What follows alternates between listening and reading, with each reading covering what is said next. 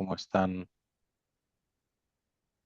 Bueno, feliz año a todos antes de nada. Espero que hayáis podido descansar y estar unos días sin trabajo con la familia. Y nada, deciros que la clase de hoy tiene como dos partes. Hay una parte más de clase normal y otra que es más bueno, para comentar un poco la práctica, que ya os digo que en términos generales ha ido muy, muy bien. Los trabajos son bastante buenos. Entonces, honestamente, no sé si vale la pena entrar mucho en detalle porque entre que la práctica era pues relativamente sencilla y los trabajos han sido muy buenos, no tengo mucho más que comentar, ¿no? Simplemente como comentario general, algunos alumnos pues han resuelto el ejercicio, pero a veces ha faltado un poco de profundidad en el análisis, en explicar lo que hacían.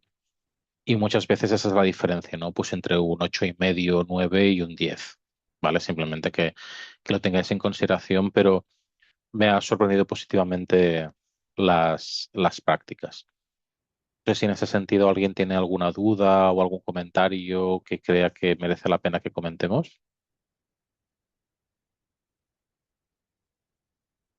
Yo por mi parte, bastante contento, con las prácticas, o sea, o sea, no he visto ningún punto crítico ni me ha dado la sensación de que no se haya entendido. Es decir, la verdad es que me esperaba que fueran peor, la verdad. Sí, Luis, por favor. Hola, buenas tardes. En realidad, todavía no algunos de nosotros todavía no tenemos ingresada la nota. Qué raro. Voy a revisarlo porque esto no debería ser así, desde luego. Sí, profe, igualmente, no veo la nota. Vale, pues esto sí que es manifiestamente malo. Entonces, dejarme. ¿Algunos habéis visto la nota? Sí, profe, yo sí la tengo. Vale. A ver, dejarme mirar. Y yo también. Vale. Perdonar, quizás se debe a que soy yo que no he sabido. Solo se ven las buenas. Exacto, ese es el tema, que solo se ven las buenas. No, no, os garantizo que no es eso, ¿eh? Vale, si no, luego lo reviso, pero a ver, un segundo, darme un minuto.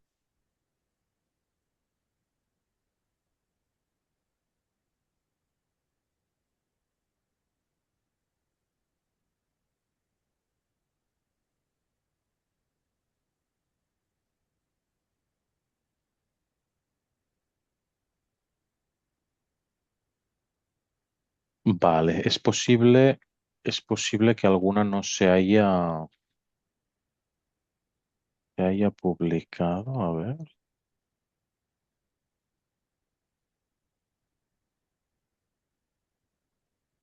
Bueno, me lo miro. En cualquier caso, perdonaré, yo las tengo delante y todas tienen evaluación.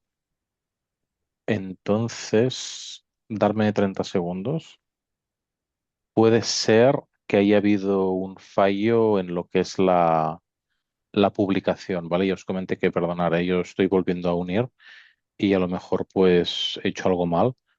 Entonces, luego lo miro y si no, mañana hablo con apoyo docente y os las colgamos seguro, ¿vale? Disculpar, es error. No hay problema, muchas gracias. Disculparme, de verdad que me sabe mal esto. Necesito un poquito de adaptación, también no es fácil. Luego lo reviso, ¿vale? Pero que sepáis que están todas las notas puestas y son bastante buenas. Vale, Muchas gracias. a vosotros y disculpar de nuevo. Os garantizo que de cara a la próxima actividad, pues iremos un poquito más rápido y seremos más eficientes. Em, bueno, dicho esto, vamos a empezar con el tema 8, ¿vale? Que, bueno, vamos a seguir profundizando en el tema de redes neuronales y vamos a detallar un poquito más, ¿no? Cómo podemos representar palabras de forma vectorial, podemos superar algunas limitaciones del one-hot encoding y ahora sí que vamos a entrar más en lo que es el detalle de la construcción de lo que es una red neuronal, ¿vale? Entonces, bueno, una sesión bastante interesante porque ya vamos a converger a estos métodos, ¿no? Que tantos gustan de Deep Learning y que además, pues, obviamente son sumamente importantes, ¿no? Para el desarrollo de la actividad. ¿Alguien me recuerda las limitaciones de los one-hot encoding? ¿Se os ocurre alguna?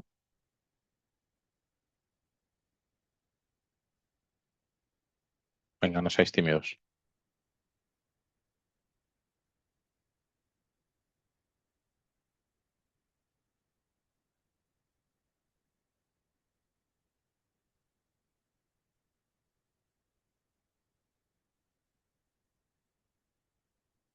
Limitaciones de one-hot encoding, se os ocurre alguna? Seguro que alguien...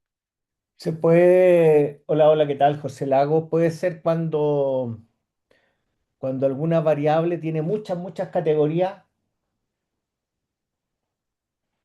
Sí, ese puede ser una limitación de cara a la interpretación y aparte que será difícil encontrar relaciones, ¿no? Entre conceptos con el one-hot encoding, estamos de acuerdo. Es decir, tiene una serie de limitaciones porque no podemos rápidamente encontrar relaciones entre elementos de una misma oración, por ejemplo. Y bueno, si bien es cierto que es una forma muy adecuada de, de representar los conceptos, pues lógicamente pues tenemos que hacer algo más para sacar todo el partido al texto, ¿no? Entonces, bueno, antes de nada me gustaría preguntaros, ¿qué sabéis de redes neuronales? ¿Habéis hecho alguna cosa, algún curso en el trabajo? ¿Habéis hecho algo?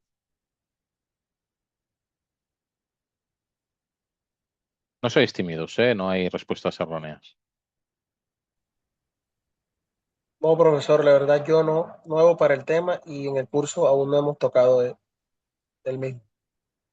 Vale, pues básicamente las redes neuronales es un tipo de algoritmo muy conocido que actualmente se le suele llamar de deep learning, ¿no? Cuando las redes neuronales son grandes, cuando la topología, la arquitectura de la red crece.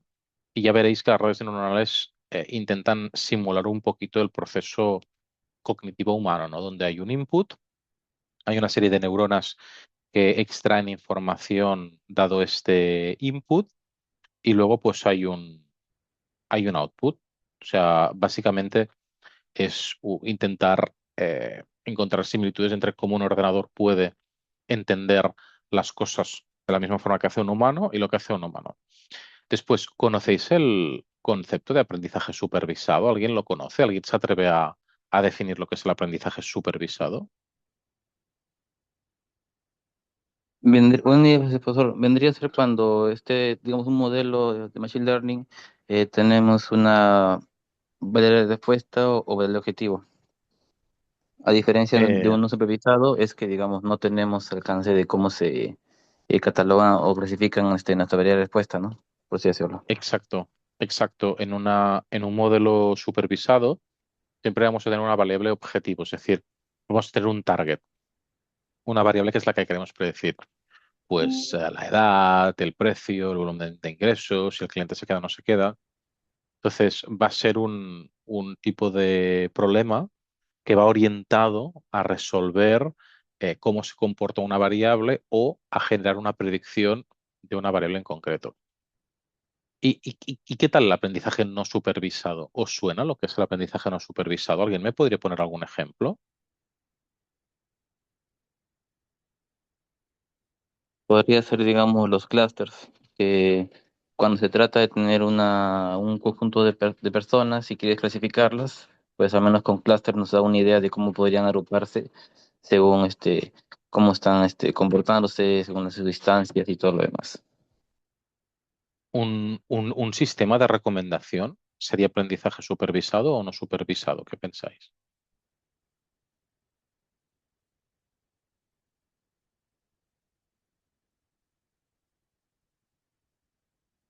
¿Qué es lo primero que se os viene a la cabeza? Profe, buenas tardes. No supervisado como la parte en sistemas de recomendación como Netflix, ¿no? Ahí podría Exacto. entrar ese ejemplo. Ujú. Eh, Ahí sería no supervisado. Exacto, sería no supervisado, porque no hay no hay un objetivo de predicción concreto, ¿no? Lo- el- los modelos no supervisados son aquellos que son más descriptivos, que intentan entender el comportamiento general, en lugar de ir directamente a buscar el comportamiento de una variable en concreto. Entonces, bueno, básicamente esa es la diferencia, ¿no? Entre supervisado y no supervisado.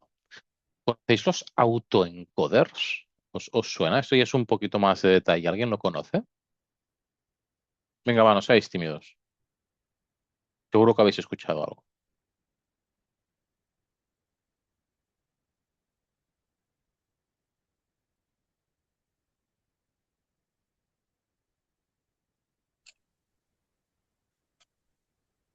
Es un tipo de red neuronal. Es un tipo de red neuronal, ¿no? Que tiene una estructura muy concreta, como de embudo, y que muchas veces se utiliza, por ejemplo, para disipar el ruido, ¿no? Para hacer limpieza de datos. Bueno, tiene unos casos de uso un poquito específicos que no siempre funcionan bien, pero es un ejemplo de un caso de uso concreto de las redes neuronales para una aplicación muy específica. Entonces, bueno, hoy vamos a ver un poco los conceptos, ¿no? De Word2Vec, vamos a ver otros modelos y vamos a hablar del uso de embeddings. Lo primero, em, problemas de hacer el one-hot encoding típico, ¿vale? Que seguirá siendo la manera más, digamos, estándar, la forma raíz de abordar esos problemas, pero tiene algunas limitaciones, ¿no? Lo primero es cuando tenemos alta dimensionalidad, cuando tenemos una dimensión por palabra, pues puede ser relativamente difícil de tratar, ¿vale? Esto sí que es cierto que se puede minimizar con el pretratamiento de los datos, eliminando las palabras sin sentido, hacer un poco de filtro, pero en términos generales eh, sí que puede inducir a que haya alguna pequeña complicación. Suele ser habitual, pero suele pasar, ¿no? Entonces, claro, a medida que el texto crece en complejidad y se hace más rico y por tanto de alguna manera pues gana interés para ser analizado, pues precisamente es donde eh, este tipo de metodología a veces tiene alguna dificultad. La siguiente es la dispersión, es decir, ¿qué sucede? Si eso es lo que se llama una sparse matrix, ¿no? Una matriz con muchos ceros y pocos unos.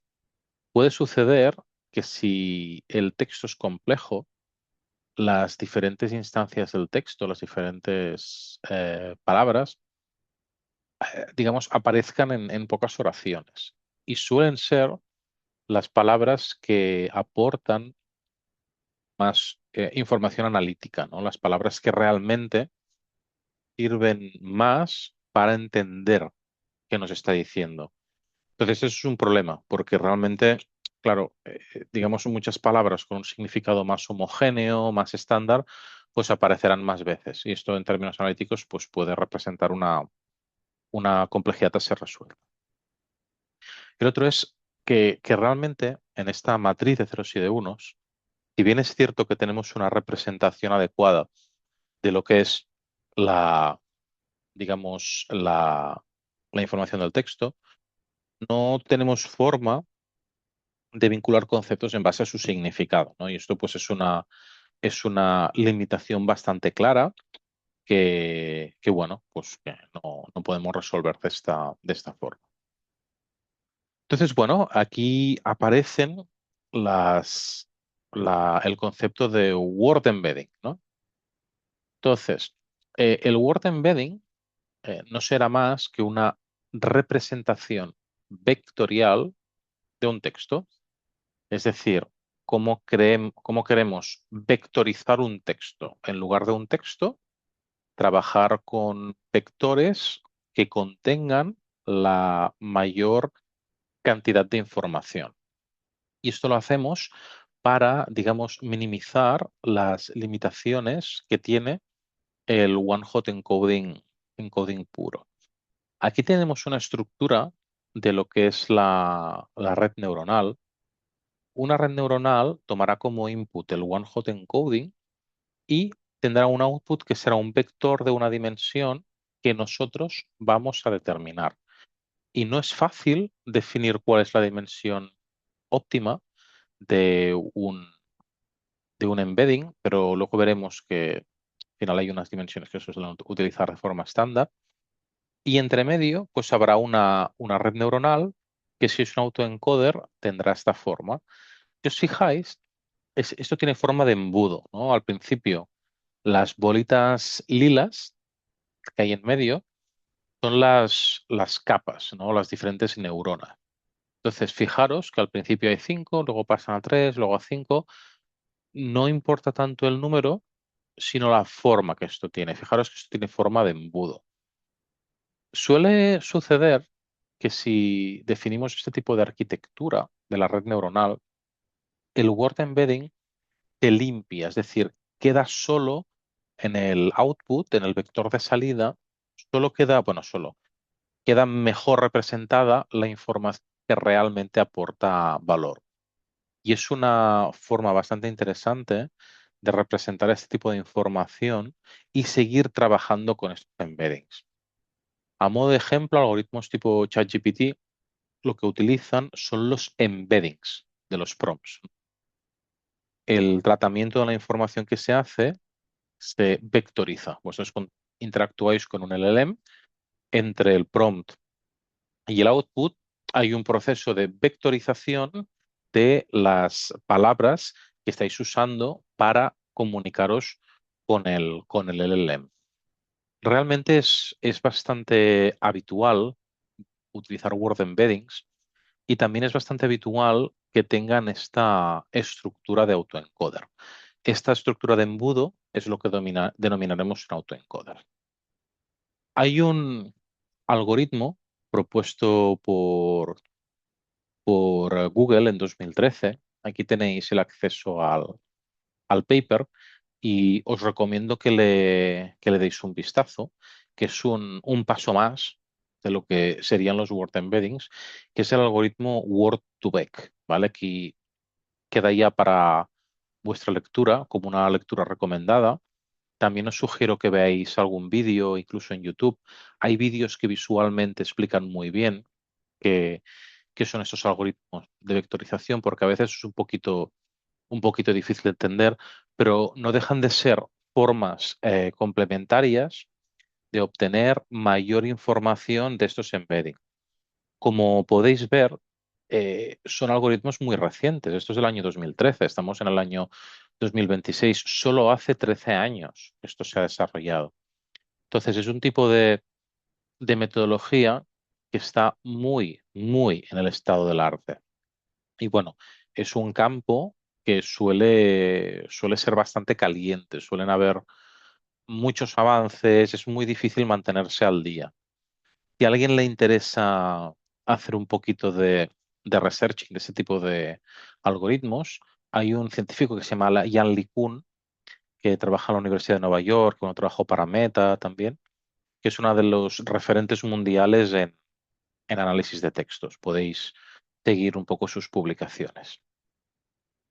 El algoritmo Word2Vec, básicamente, lo que intenta es mejorar la estructura de estos word embeddings que tenemos como entrada de los modelos de análisis de textos, ¿no? Y también se conoce como Continuous Back of Words. Básicamente, si nosotros tenemos la frase esta de en un lugar de la Mancha de cuyo nombre no quiero acordarme, fijaros que podemos sustituirlo por la siguiente estructura, ¿no? De en un lugar de la, luego mancha, que, o sea, veis, tenemos un poquito una estructura un poquito diferente donde nos va apareciendo a continuación la palabra que hemos excluido. Y esto sería para entrenar la red. Cuando nosotros entrenamos la red, fijaros que en la capa de output, que es embeddings resultante, aquí vamos trayendo la dimensión que nos permite predecir la parte de la oración que no hemos observado en el embedding, ¿no? Y eso lo hacemos de forma iterativa. Y hay dos maneras de hacerlo, ¿no? Hay el continuous bag of words y hay el skip grab, que es quitar una palabra cada vez. En este caso, la palabra que sale en negro, en gris, en las frases, sería la que quitaríamos cada vez para crear estos embeddings. Quitaríamos uno cada vez y así pues tenemos más oraciones quitando un significado sintáctico muy pequeño, ¿vale? Pero ¿cómo obtener el embedding, ¿no?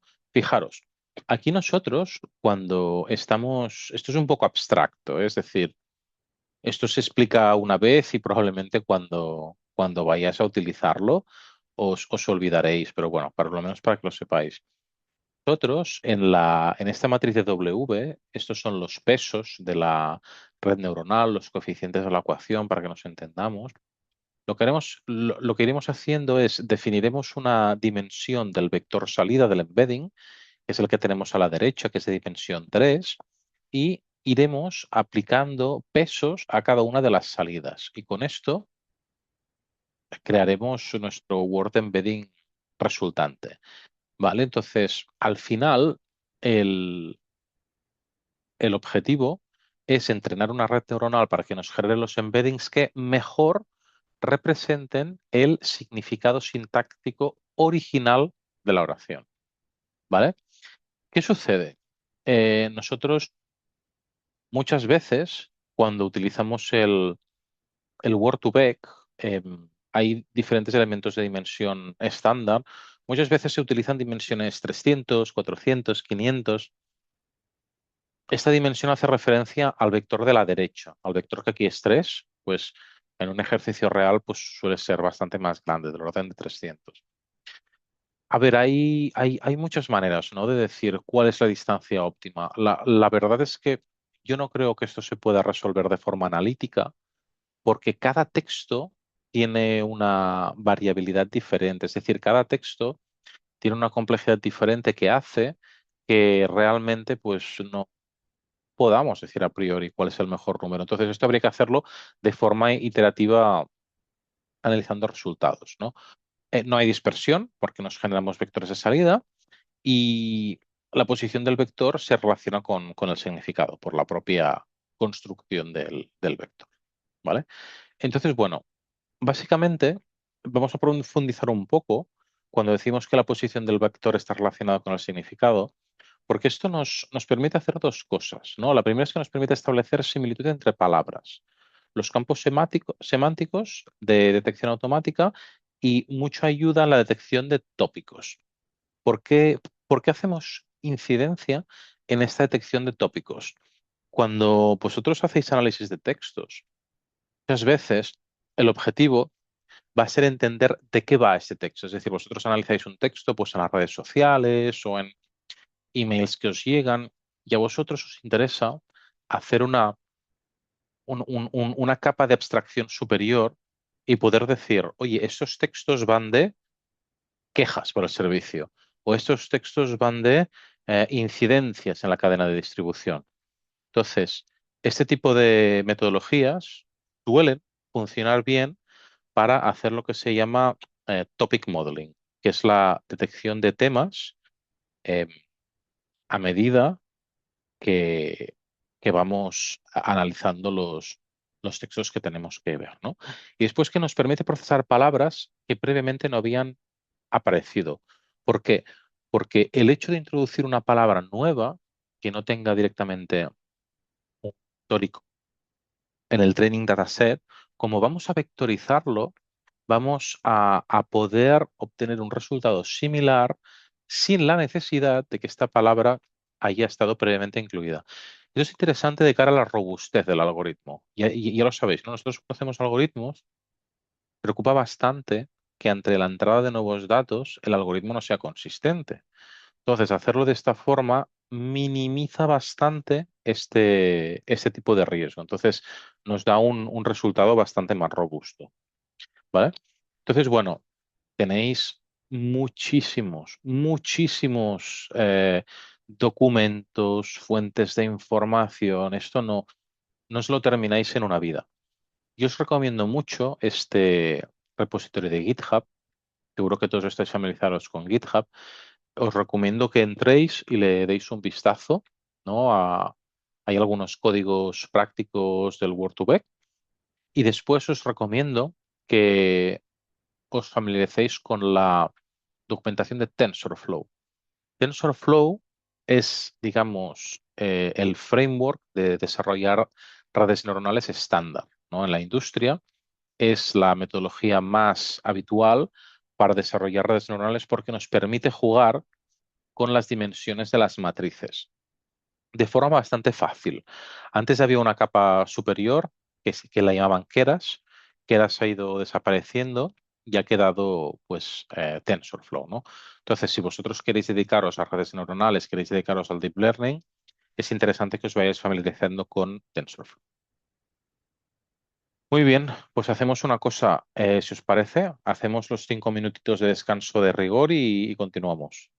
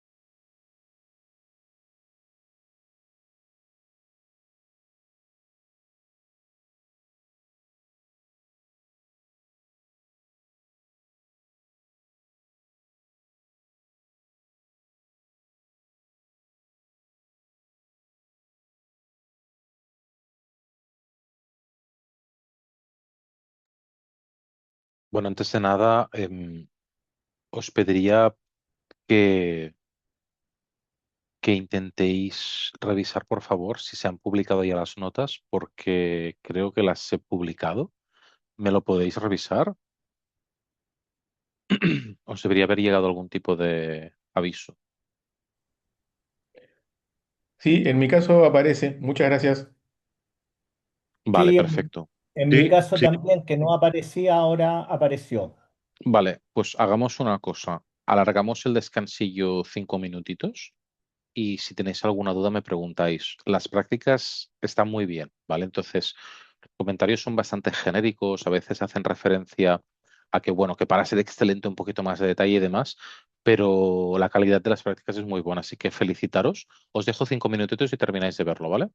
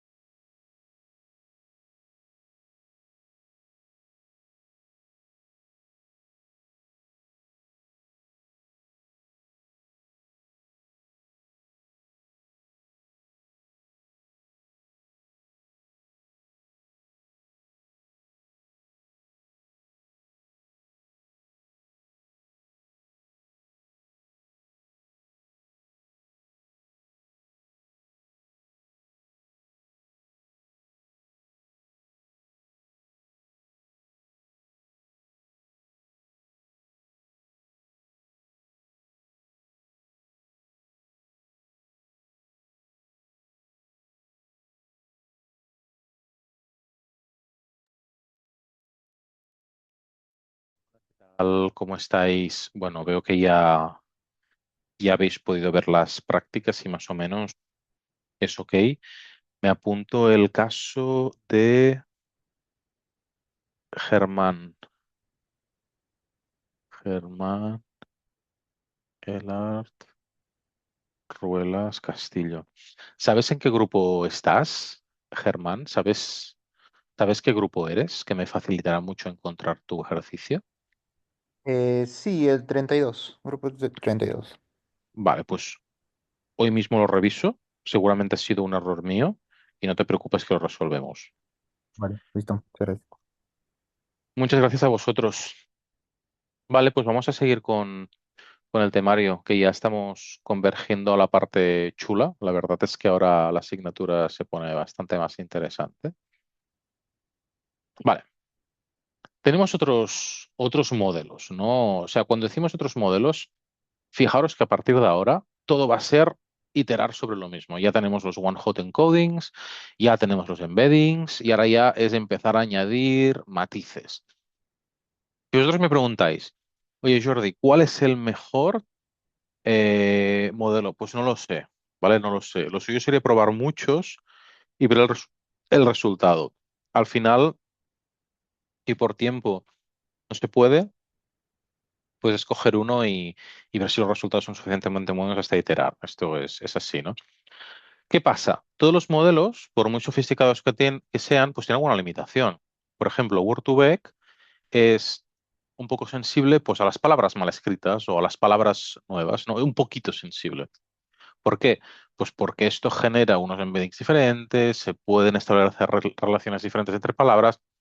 Entonces, a veces se intentan hacer mejoras como lo que hizo Fastex, ¿no? Que básicamente lo que hizo es hacer que los tokens sean enegramas de las palabras. Claro, esto crea muchos más tokens, pero elimina un poquito el problema que veíamos de, por ejemplo, de las palabras más escritas. Es solo una opción, ¿vale? Aquí tenemos, por ejemplo, bueno, por ejemplo, si ponéis estas instrucciones en Python, pues veréis que obviamente, pues no, a palabras diferentes, ¿no? Otros modelos un poquito más avanzados son los modelos que llamamos Cloth, ¿no? Esto ya es bastante más parecido a lo que se usa en la industria.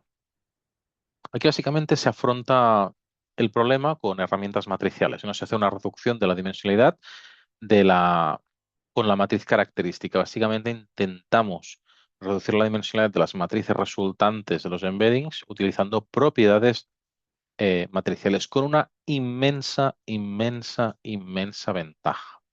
Y es que Glove es paralelizable. Entonces, seguro que habéis oído que las grandes firmas tecnológicas van a abrir centros de datos enormes, muy caros, que el entrenamiento de los modelos de IA nos va a arruinar, ¿verdad que lo habéis oído por ahí? Que si van a tener que hacer centrales nucleares para alimentar a las máquinas que entrenan los modelos, bueno, todo eso puede ser relativamente verdad, pero que sepáis que si los modelos no fueran paralelizables para su entrenamiento, modelos serían imposibles de entrenar. Entonces, la paralelización es un proceso por el cual podemos entrenar modelos en general de inteligencia artificial más rápido, mucho más rápido, y que hace que los simplemente puedan existir, porque es que si no, realmente el problema sería muy grave. Entonces, cuando abordéis un caso de la vida real que requiera una capacidad computacional significativa, recomiendo utilizar un algoritmo que se pueda paralelizar, ¿vale? Esto muchas veces limita al algoritmo que vamos a usar, porque si sabemos que van a haber muchos datos y no se puede paralelizar, pues estamos fastidiados, ¿no? Para que se entienda. Entonces, Graph es una opción bastante interesante. Vale. ¿Cómo, cómo funciona Glove? Básicamente a un poco alto nivel, pero para que se entienda, ¿no? Seguimos teniendo redes neuronales Y seguimos teniendo un input, unas neuronas y un out. Fijaros que el vector de entrada obviamente es un vector con embeddings, con ceros y con unos. Tenemos unas capas ocultas, vamos a poner que son 300 neuronas, y luego tenemos una salida. Esta salida es cuál es la probabilidad más alta de la palabra, es decir, cuál es la palabra más probable que salga. Y fijaros que aquí tenemos lo que se llama un softmax classifier. ¿Por qué tenemos un softmax classifier? Porque el resultado de esta red neuronal es un vector de la dimensión del embedding con números que van entre 0 y 1, pero tales que todos suman 1, donde hay un valor para cada palabra. Es decir, cada una de las palabras que puede aparecer tiene una probabilidad asignada. Y la capa softmax es la capa que nos selecciona esa palabra que tiene la máxima probabilidad de salir. Entonces, aquí tenemos un ejemplo que pone abandon, ability, able, zone.